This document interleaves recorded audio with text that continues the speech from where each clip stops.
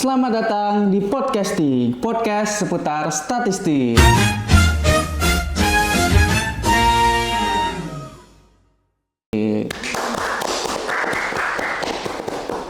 Halo sahabat data, bersama saya Rian. Di sini kita akan membahas mengenai statistik, terutama yang seputaran BPS. Selayaknya podcast pada umumnya ya, di sini saya nggak akan ngomong sendiri. Pada episode pertama ini, kami sudah mengundang salah seorang bintang tamu yang sangat luar biasa, yang sangat menawan tentunya.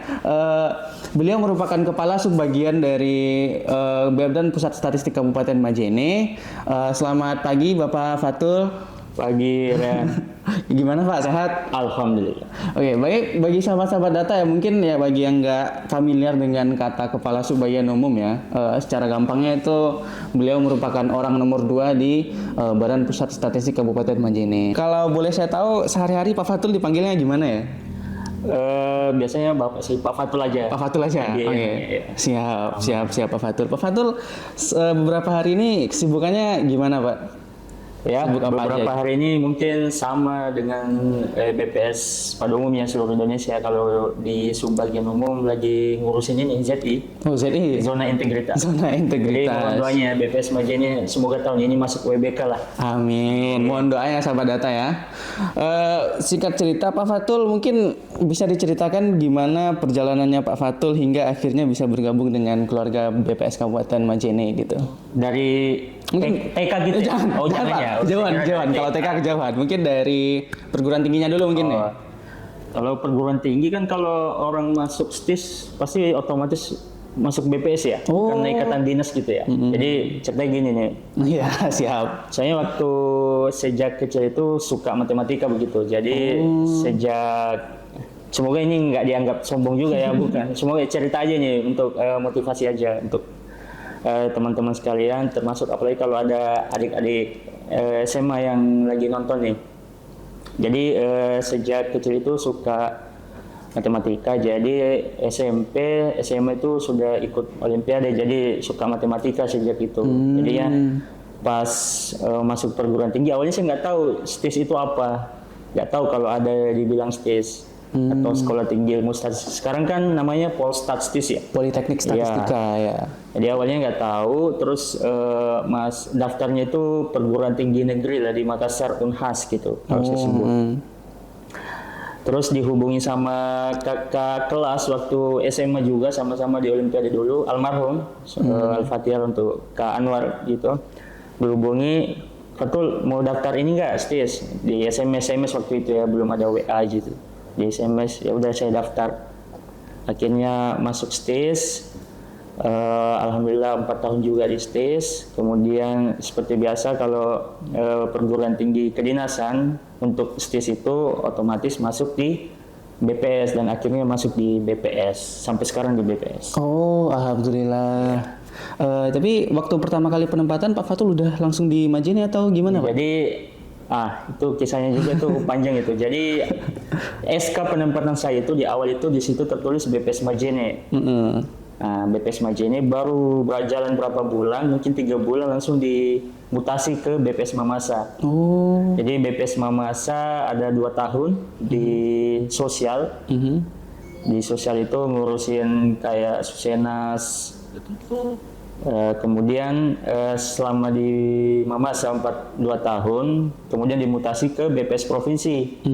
BPS Provinsi Sulawesi Barat selama 4 tahun, tempatnya di bidang neraca wilayah dan analisis statistik, ngurusin pertumbuhan ekonomi. Pak Fatul sempat dipindah-pindahin bidang kerja, tim kerja gitu ya Pak ya? Kemudian habis di BPS Provinsi dimutasi ke BPS Majene, menikah sendiri karena habis menikah ya, ikut istri gitu. Sudah menikah, sahabat data. Iya, jadi ikut istri.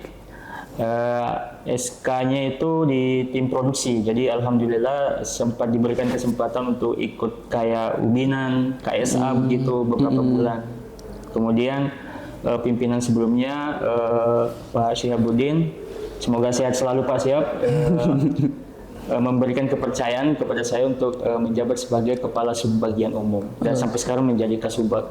Oke, mungkin Cukup menarik ya, Iya. perjalanan yang sangat panjang dioper dari Majene, Mamasa, provinsi kembali lagi di Majene.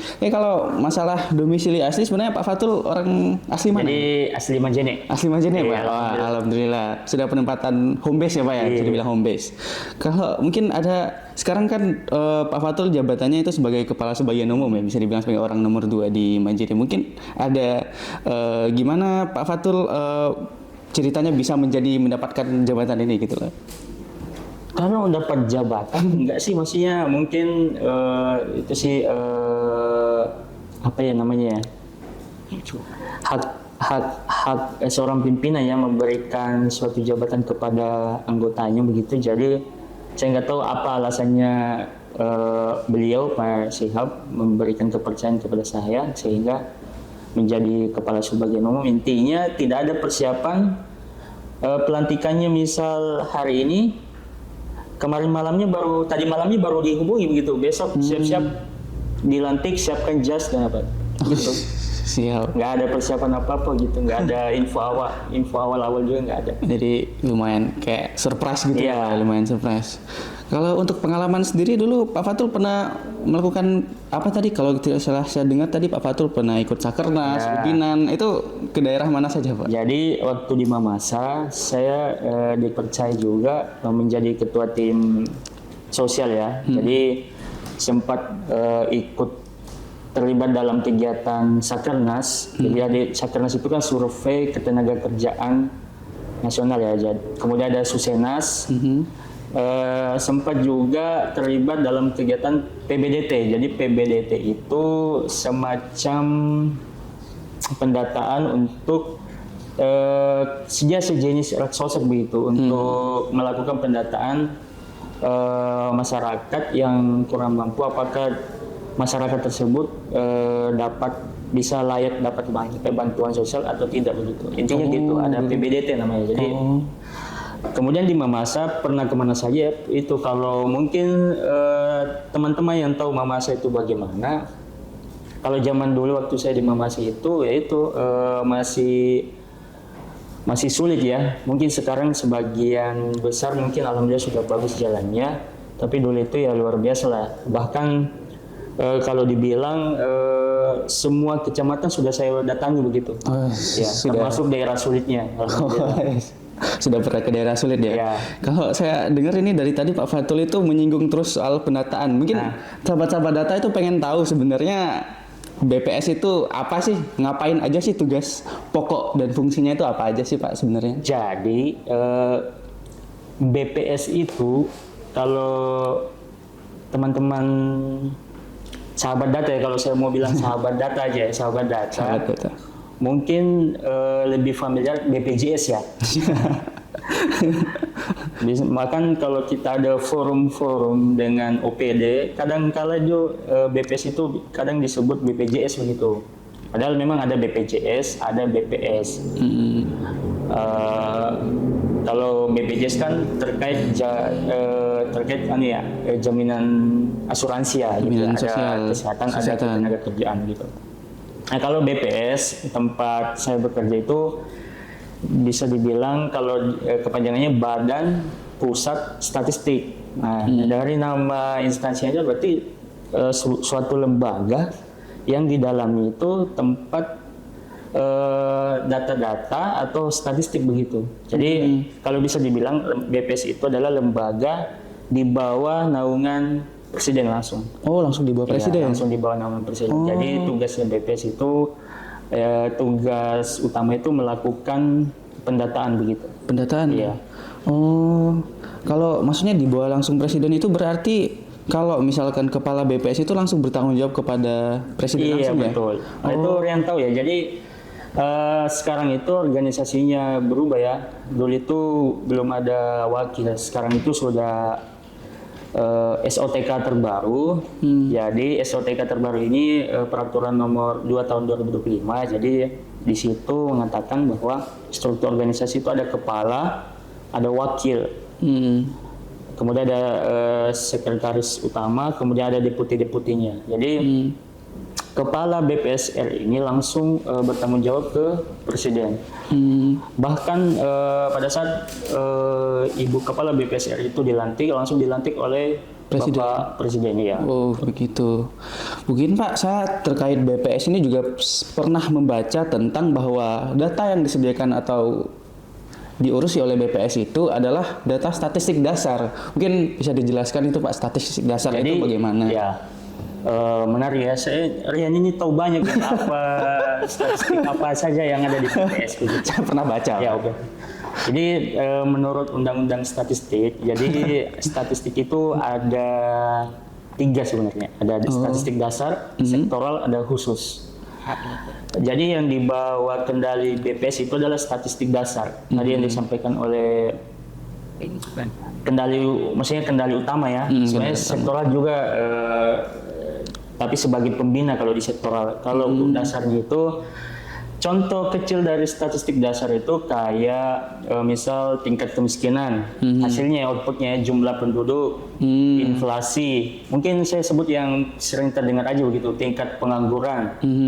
Jadi itu adalah contoh-contoh dari statistik dasar begitu. Jadi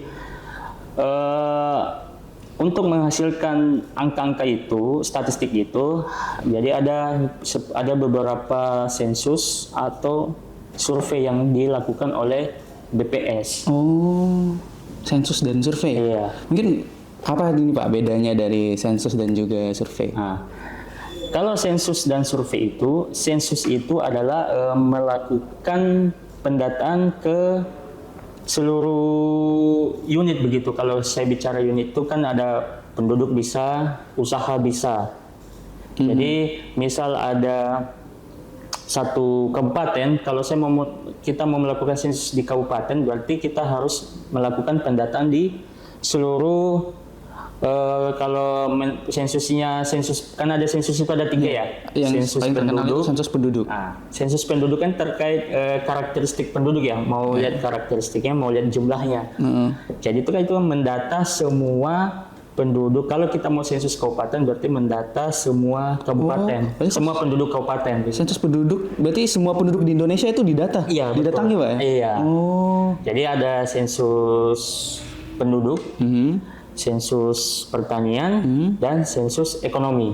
Nah ini saya lihat nih, ada sensus ekonomi nih, 2026. Berarti sebentar lagi nih. Bulan, kalau tidak salah bulan Juni sampai Agustus. Oh, oke. Jadi sahabat data siap-siap didatangi petugas sensus ekonomi ya. Siap.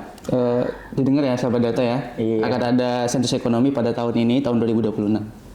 Tadi kan bahas survei juga ya. Iya, survei. Itu kan tadi sensus mendata keseluruhan unit. Nah, kalau survei dia itu cuma sampel saja. Sampel? Iya, sampel saja. Jadi misal kalau mau melihat karakteristik rumah tangga dari segi sosialnya atau ekonominya, kan ada dibilang Susenas ya, survei sosial ekonomi nasional.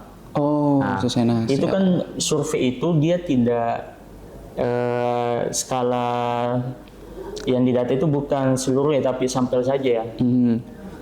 Jadi kenapa ada pendataan survei, ada sensus?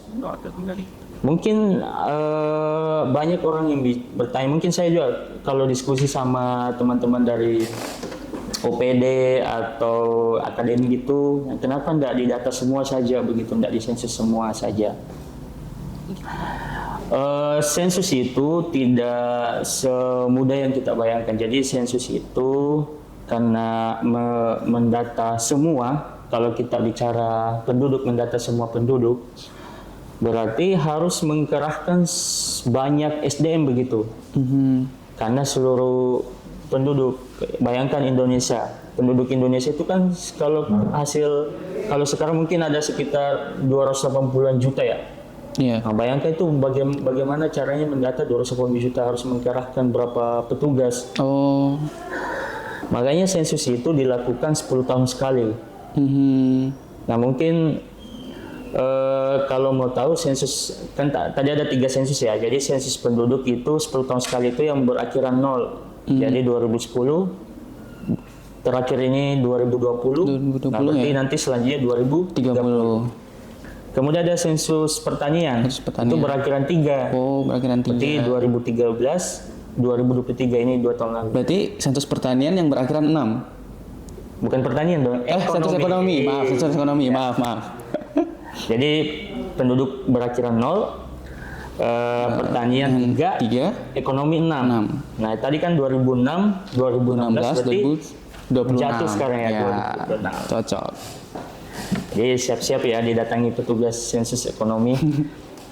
Kemudian kalau survei, tadi itu survei itu untuk jadi hasil survei itu untuk memberikan gambaran secara cepat begitu. Jadi kan kalau kita menunggu hasil sensus itu membutuhkan waktu yang lama juga untuk melihat hasilnya. Jadi kalau pemerintah ingin mengambil suatu kebijakan yang cepat, nah makanya ada survei-survei untuk melihat itu. Jadi kayak untuk melihat tingkat pengangguran, tingkat kemiskinan, itu dari survei itu. Dari survei iya. Makanya ada tingkat pengangguran itu bisa dilihat, mungkin bisa setiap tahun ada lah. Tingkat kemiskinan juga setiap tahun ada. Kalau sensus kan tadi 10 tahun sekali 10 tahun sekali ya. Jadi kalau bisa disimpulkan kayak sensus itu pendataan seluruhnya, bukan semua unit di sana, baik itu apapun tadi ada keluarga, usaha didata semua. Kalau sensus ekonomi ya semua usaha. Tapi kalau survei itu hanya mengambil sampel. Berarti kalau misalkan kita masuk ke contoh kasus misalnya saya ingin buat sebuah survei ini di Majene gitu. Saya ingin mengetahui contohnya tingkat pengangguran dari masyarakat di Kabupaten Majene itu seberapa gitu. Jadi saya hanya akan melakukan survei. Jadi saya hanya memilih berapa orang saja begitu. Bagus pertanyaannya. Jadi di BPS itu dalam melakukan survei itu tidak asal menentukan sampel. Tidak. Jadi ada metodologi. Ada metodologinya yang sudah digunakan itu sudah intinya sudah sesuai standar lah metodologinya. Jadi metodologi penentuan sampel itu ada di BPS pusat. Jadi sampelnya ditentukan oleh BPS pusat, turunlah namanya akan di dasar begitu. Jadi tidak asal kita menentukan sampel yang bukan saya mau sampel si A si B ini karena dekat atau karena gampang begitu, enggak. Makanya tingkat kesulitannya melakukan pendataan survei itu karena pas kita lihat sampelnya ada yang susah, ada yang daerah sulit, ada yang susah masuk ke rumahnya begitu. Tapi misalkan begini Pak. Kan dari tadi Pak Fatulnya menyampaikan kalau misal sampel itu sudah ditentukan dari pusat. Nah, bagaimana misalkan kalau dari memang dari masyarakatnya itu atau dari target responden yang mau didata itu tidak mau didata atau tidak bisa didata begitu Pak? Ada beberapa kondisi dari masyarakat mungkin. Nah, ini mungkin sudah jadi maksudnya sudah sering terjadi ya. Mungkin bukan cuma di Majene begitu. Jadi sahabat data, jadi masyarakat Majene, mungkin kami sebagai lembaga pemerintah yang bekerja di BPS, jadi mohon bantuannya agar menerima begitu kalau ada kedatangan petugas, karena hasil pendataan ini akan membantu pemerintah pusat, provinsi, kabupaten dalam menentukan kebijakannya begitu. Jadi sangat disayangkan sekali kalau ada masyarakat atau responden tertentu yang menolak begitu kedatangan petugas. Cuman yang beredar di masyarakat itu mungkin begini Pak, sebagaimana beberapa kali saya temui itu ada beberapa masyarakat yang menolak untuk didata karena takutnya akan adanya penipuan gitu. Mungkin bisa dikonfirmasi. Bagus ya. Jadi mungkin sebenarnya penipuan itu bisa memanfaatkan apa saja, termasuk memanfaatkan momen-momen pendataan ini. Jadi bisa saja istilahnya menyamar ya, jadi petugas begitu. Mengatasnamakan BPS, ujung-ujungnya minta uang. BPS. minta data, ujung-ujungnya minta uang atau nanti akan dibantu apa segala macam. Jadi masyarakat Majen ya, sahabat data, jangan kita takut kalau jangan kita takut kalau ada datang petugas, jangan kita takut juga itu penipuan atau bukan. Caranya gampang. Jadi ketika ada datang petugas, minta mana identitasnya, mana surat tugasnya. Karena di BPS sendiri itu sudah memberikan sebuah identitas ID card gitu. Seperti inilah. Jadi semua petugas itu harusnya punya ID card. Jadi ada fotonya, ada namanya. Kemudian ada surat tugasnya. Oh, surat tugas. Baik itu dalam bentuk fisik maupun mungkin bisa lewat HP begitu. Jadi pastikan namanya, oh memang namanya si ini. Kemudian kalau petugas itu tidak memiliki identitas seperti itu, surat tugas atau bisa langsung melapor ke BPS. Oh, bisa langsung melapor ke BPS. Nanyain gitu kalau yang bersangkutan apakah resmi dari BPS gitu Pak ya? Jadi kami punya nomor pengaduan juga. Jadi kalau mau tahu nomor pengaduannya BPS, bisa cek di media sosialnya BPS Majen. Di Instagram ada, ibu-ibu nih di Facebook bisa. Di Facebook bisa. Ya, bagi yang suka scroll gitu kan. Betul. Jadi tinggal melapor saja. Mungkin pegawai BPS di Majen itu juga, kalau menurut saya itu masing-masing kecamatan itu kayaknya punya kenalan lah gitu. Jadi mungkin langsung bertanya saja sama pegawai BPS kenalannya. Foto misal petugasnya betul tidak petugasnya BPS ini. Langsung misal cross check ya Pak. Misal di Kecamatan Malunda itu kan ada pegawai BPS yang asli Malunda. Bisa tanya pegawai BPS yang tinggal di Malunda itu. Begitu di Pambuang begitu juga, Sendana begitu. Siap. Mungkin satu lagi Pak, kerisauan dari masyarakat mungkin yang beredar sekarang ya, masyarakat itu cukup aware atau khawatir gitu lah, bisa dibilang khawatir dengan kerahasiaan dari data yang diambil oleh BPS. Mungkin bisa tolong dijelaskan mungkin Pak, bagaimana BPS itu menjaga kerahasiaan data dari masyarakat gitu. Menarik ya. Jadi mungkin alasan masyarakat menolak petugas ini takut datanya bocor. Iya, takut bocor. Takut datanya dibuka, intinya diberitahukan ke halayak masyarakat begitu.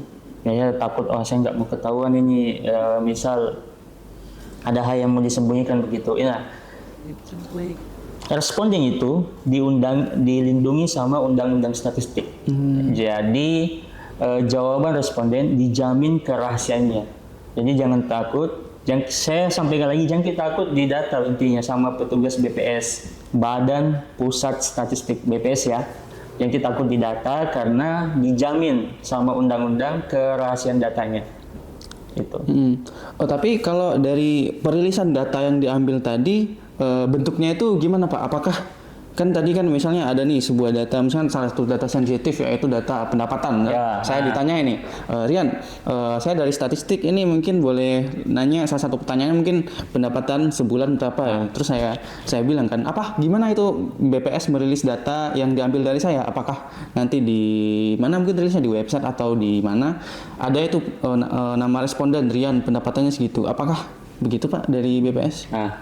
Jadi tadi ada variabel atau indikator yang ditanyakan di sebuah kuesioner, baik itu kuesioner yang dalam bentuk kertas maupun dalam bentuk HP. Oh ya, ada pendataan yang jadi pendatanya bisa pakai HP, ada juga yang pakai kertas. Tapi kita ini lagi menuju ke penggunaan HP lah.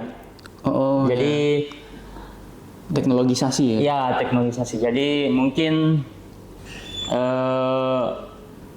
kalau istilahnya BPS ada KEPI sama KEWI begitu. KEPI, apa itu Pak KEPI? Kalau KEPI itu dia berdasarkan kertas, P-nya itu paper. Oh, P-nya paper. KEPI, P-nya paper. Kalau W-nya apa? W-nya apa Pak?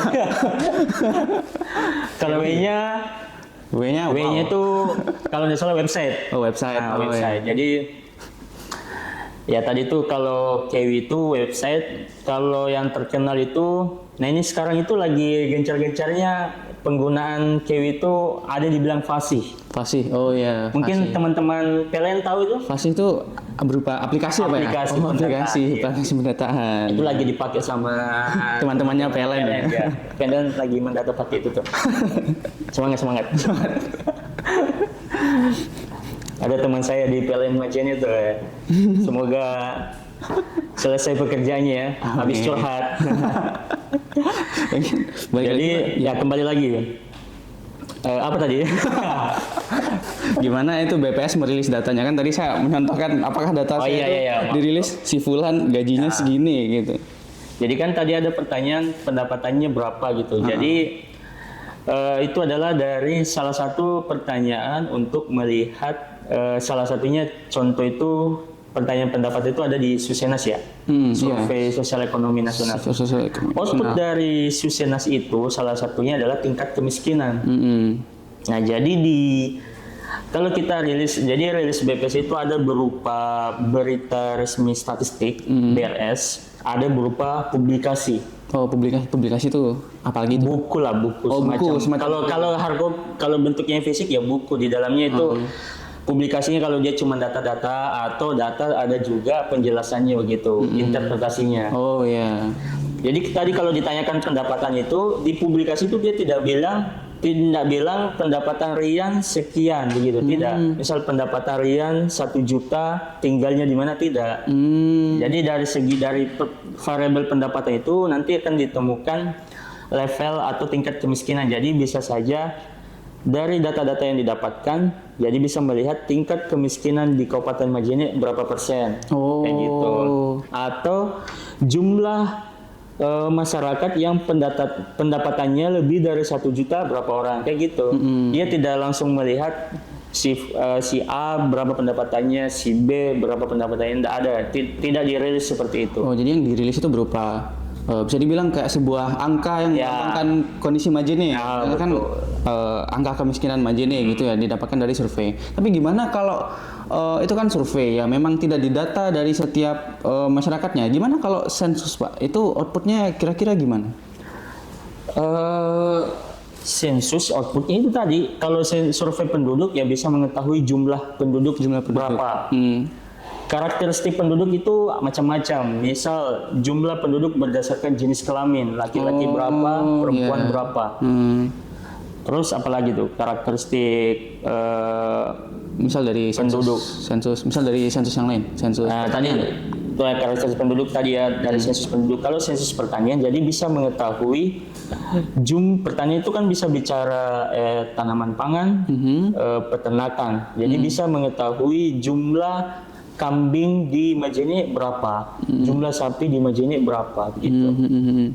Mungkin kalau dari tadi saya dengarnya dari BPS ini banyak banget, baik dari sensus maupun surveinya ya, itu banyak banget jenisnya. Itu dari masyarakatnya sendiri itu gimana Pak? Apakah BPS itu pernah memikirkan atau memperkirakan kalau masyarakatnya itu pasti bosen kalau didata terus menerus gitu Pak?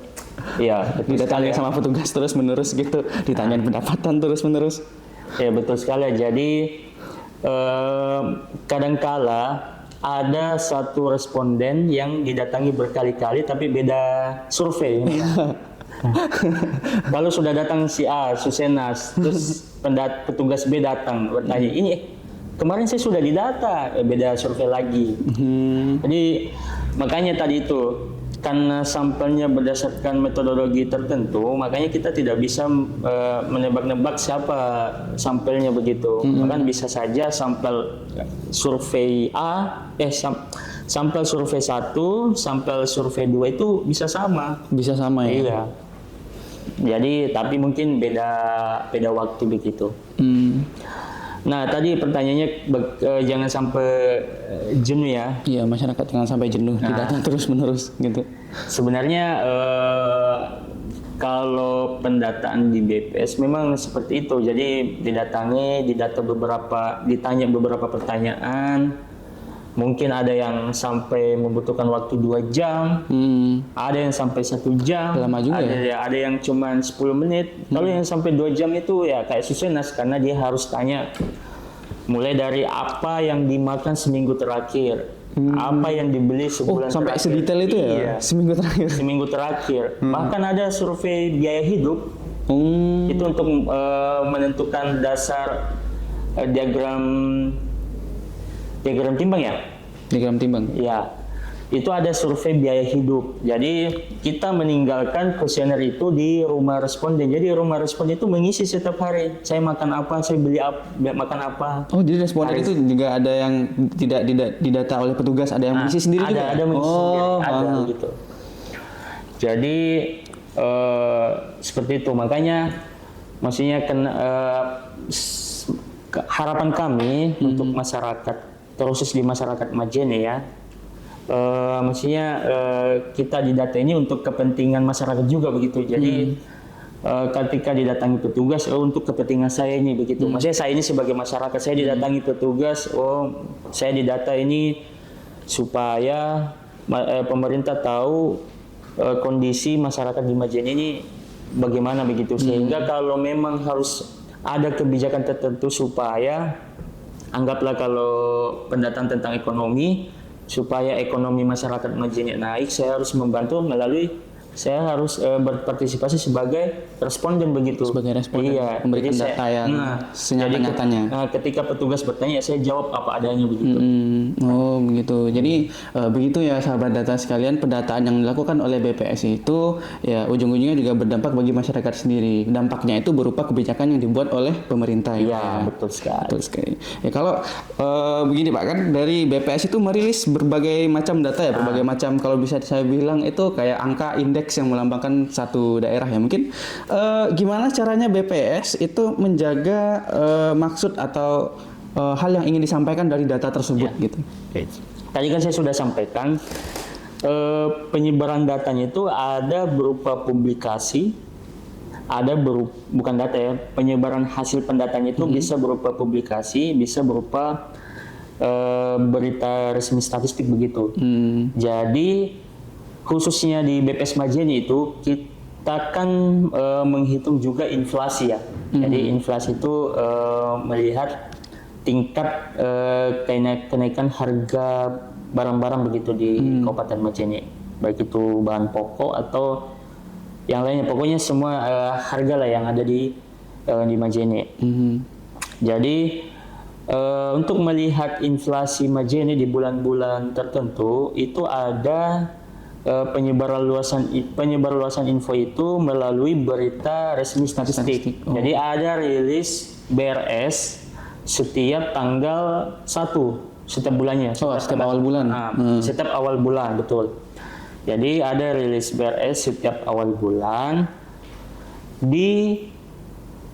disampaikan melalui YouTube. Jadi kami punya channel live stream sendiri. Betul. Jadi bagi masyarakat Majene, baik itu dari pemerintah, akademis maupun masyarakat pada umumnya, bisa menonton begitu berita resmi statistik. Jadi bisa mengetahui di situ itu dia tidak cuma menampilkan inflasi Majene bulan Maret sekian berapa persen. Enggak. Disampaikan begitu. Kenapa naik?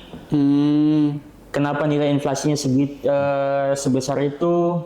Kenapa harganya naik? Kenapa inflasinya lebih tinggi dibanding bulan sebelumnya atau lebih rendah dari bulan sebelumnya? Itu ada faktor-faktor yang disampaikan pada saat BRS. Begitu. Jadi kalau bisa saya simpulkan, kalau BPS itu merilis data ya nggak cuma datanya aja yang dirilis, tapi juga kenapa datanya, dari mana datanya dihasilkan, bagaimana datanya ditafsirkan, begitu ya kira-kira apa ya?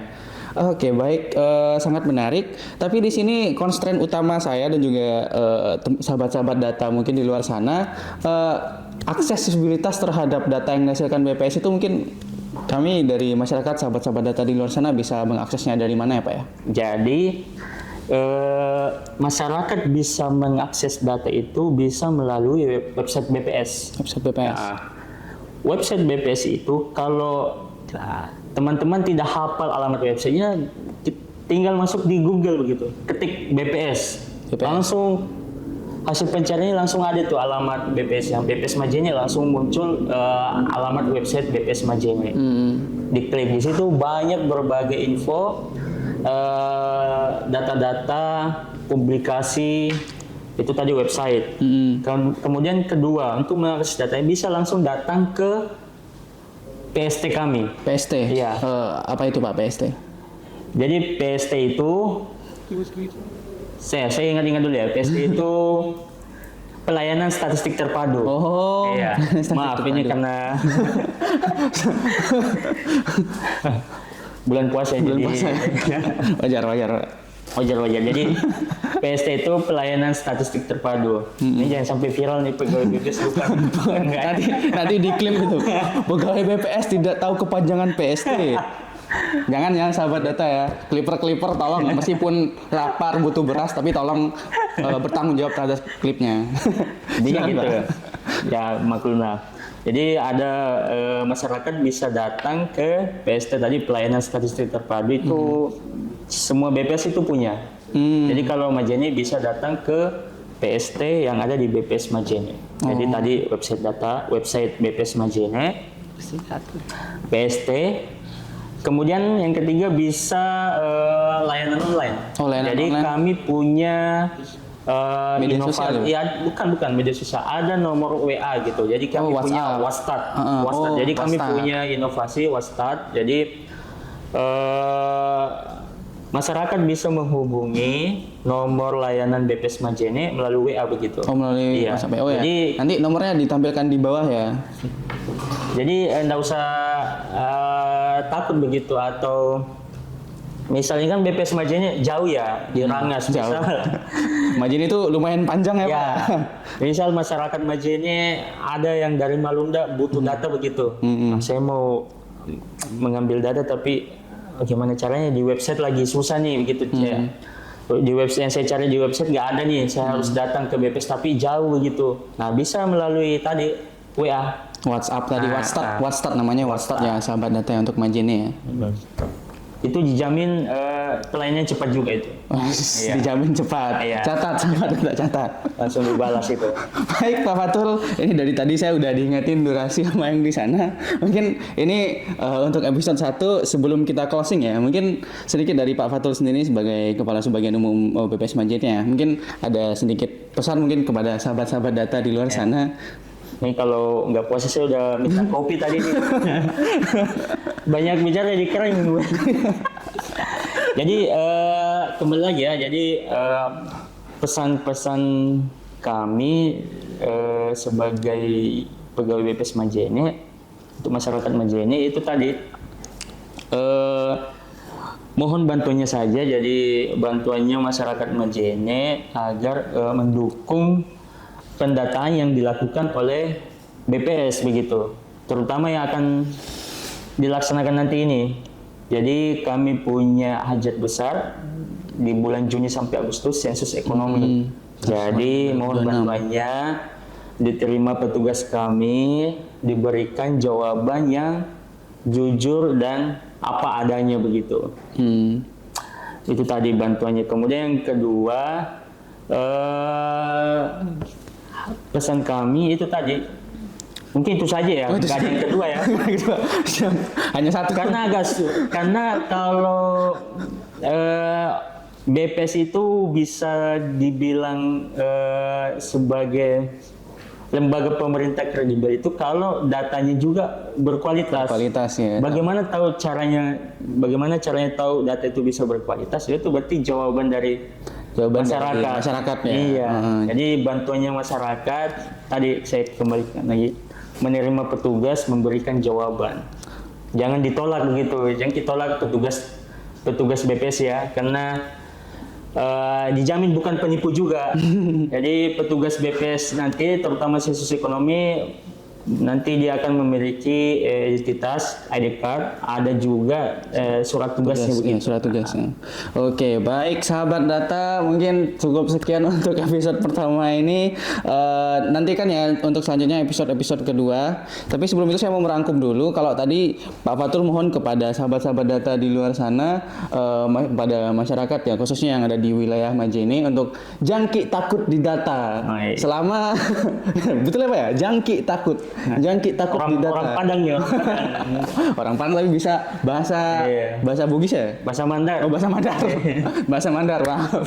Jangan kita takut di data selama pendatanya itu bawa ID card, bawa surat tugas. Dan kalau misalkan sahabat-sahabat data di sana di luar sana masih ragu apakah pendata ini kredibel atau bukan, bisa langsung cross check ke layanan WhatsApp-nya tadi, namanya WhatsApp, atau bisa langsung ke kantor BPS Majene.